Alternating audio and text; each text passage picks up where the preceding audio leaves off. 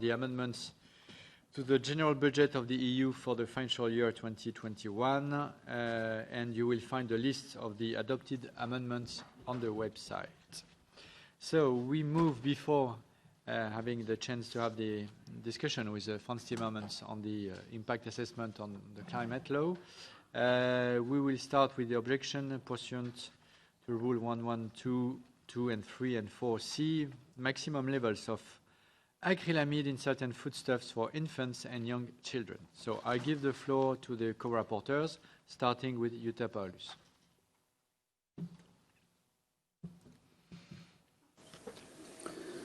Thank you, Chair. Dear colleagues, you probably are familiar with this very problematic substance of acrylamide.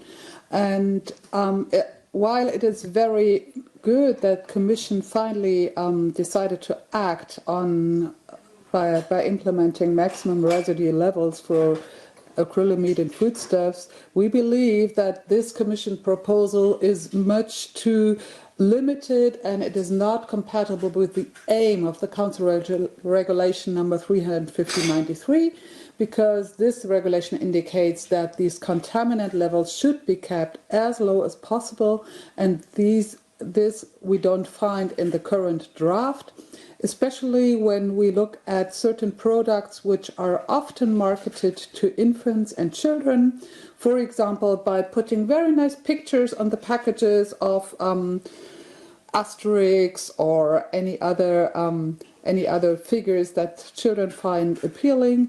And these biscuits, as they are not officially designed as children's foodstuff, will not fall under the maximum residual levels which should apply for products that are marketed to infants and young children. And this is all the more important because young children have a much different rate of body weight to food intake, and also, of course, as they will have a much longer life, there will be an increased probability for them to develop carcinogenic illnesses, because the metabolite of acrylamide, glucidamide, is also formed at a higher rate in children, so we have a twofold impact there, and therefore we believe that Commission, while again, thank you for acting on this issue, but Commission should really go back, do a very proper assessment of how products should be regulated in order to preserve the health of our citizens, especially the most vulnerable citizens. Also, we had some impact from the consumer organizations who also said, well, thanks for acting on it, but it must become much stricter. So we believe that stricter MRLs must be set not only for the two product categories that are covered by the draft proposal, but also for other products, especially for those that are marketed to children and infants. Thank you very much. Thank you. We move to Christelle Schaldemose for SND. Thank you very much. And on behalf of the SND, I would like to say that we will vote in favor of the objection with more or less the same reasons as the Greens. We are happy that the Commission has put forward this proposal. However, we believe that the maximum levels are too high in the proposal. We want them to be lower, in the sense that we want to really protect consumers, the kids, the infants, but we also think that we should consider other risk groups. We know that acrylamide in food can increase the risk of developing cancer for all consumers in all age groups, and that's not just something we think. We know it from a lot of research, international research. So we believe that we need to have a better proposal, even though we are happy that we have a proposal at all. We also think that it is very important that we have sanctions if the companies are not complying with this. So we will vote in favor of the objection, because we believe that we need to have a better proposal that really protects the citizens, the kids, the infants, of course, but also other age groups, and therefore we want a new and better proposal to come forward. Thanks. Thank you. For Renew, Martin Oschik. Thank you, Chairman. And indeed, this is an objection which is about level of ambition. I'm not going to repeat the positions from Greens and from S&D. I just want to add a few important elements. Yes, I hope the Commission comes up with a more strict response. Yes, I hope that the Commission will include also other foodstuff, because honestly, I'm a father of two, and it's the French fries and other fried stuff that they eat way more than any biscuits. So if you're talking about protecting children, I see it really important to include other types of foodstuff as soon as possible.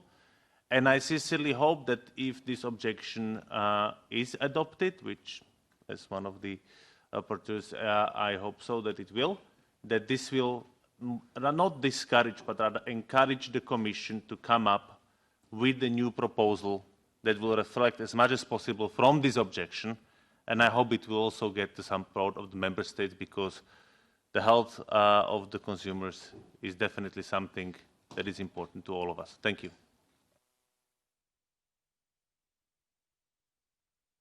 Mick Wallace for the GUE.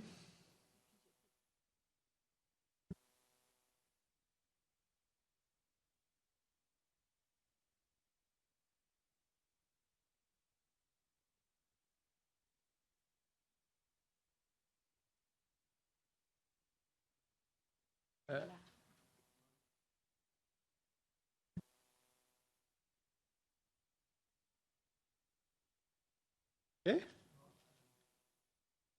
Oh, I'll come back to you in a minute if you like. Okay, no problem. On behalf of the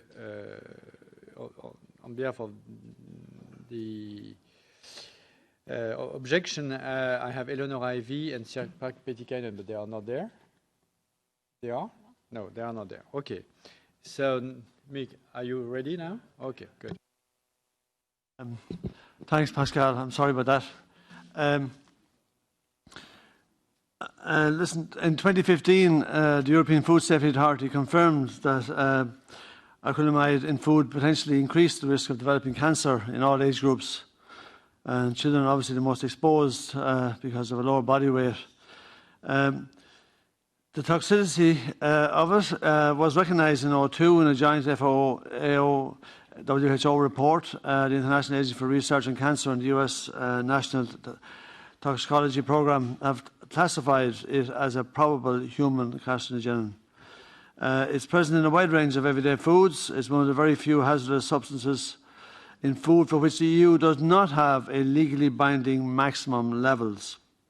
Even though the Commission is empowered to set maximum limits for contaminants, for years the Commission has instead adopted a self-regulatory approach which has not led to any substantial lowering of the levels of acrylamide in foodstuffs. Now the Commission is finally proposing some legally binding limits, but only for two very specific product categories for infants and children.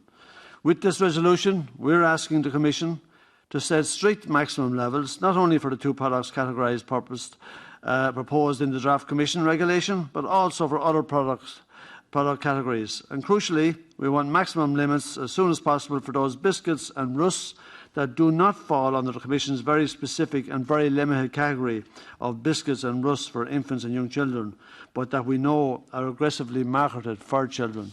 Thanks, President. Thank you. Now give the floor to non-co-rapporteurs, starting with the EPP and Peter Liese.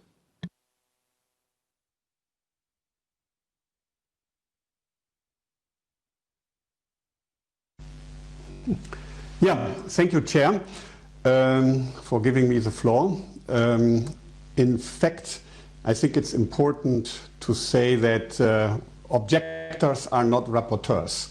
So this is something different. Colleagues decided to go against the measure, but that doesn't mean that they are rapporteurs. They are the ones that object, and there is no rapporteur in this kind of procedure. I would also ask you to give the floor to Maria Spiraki, who is dealing with this issue for EPP. But I would also like to contribute myself. So in fact, it's a serious issue. And I think there is no doubt that acrylamide is a problematic substance which we should reduce. No doubt about this, and I have defended the Commission before the election when they were criticized for being too rigid, to regulate too much. But now I'm inclined to support the Commission, because if we vote against this measure, I trust the colleagues that they have good intentions, but the legal consequence is that the measure will fall and we have, for the moment, nothing. And I know that many stakeholders are against the measure for completely different reasons. They don't want limit values at all. So this is the first question that we have to look at. There's an assessment to be made if it's really getting better when we oppose to this, or if it's getting maybe even worse because we don't have any additional activity. And my second point is, when you address the issue very general, as it appears to me when I read the objector's proposal, you would not only regulate industry, because you have to understand, I think experts in the committee know it, that acrylamide is not something that is added to the products. It's not something that is only in industry. Every small baker produces products where acrylamide is, during the baking, is produced. And it happens also, for example, when you go to the toaster in the hotel and make your own toast.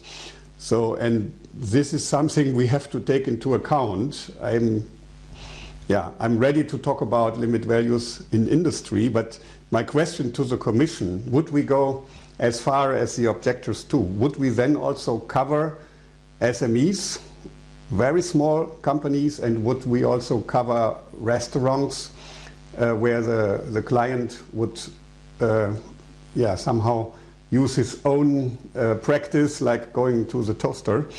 And shouldn't we better go step by step, as the Commission proposes, that we agree to this, and then we look at the consequences of any further activity and go step by step for what is possible and what is practically also to be implemented? Thank you. Thank you. Thank you. So we heard that Madam Spiraki was not in the system. She is now? No, she's not there. So, Peters, that's why you got the floor personally. And I move now to Alexander Vondra for ECR. Yeah, thank you, Pascal. So our group, the ECR, we reject the claims which were made by the objectors, and we generally support the draft implementing regulation, which in our view correspond with the legal processes stated in the Basic Act.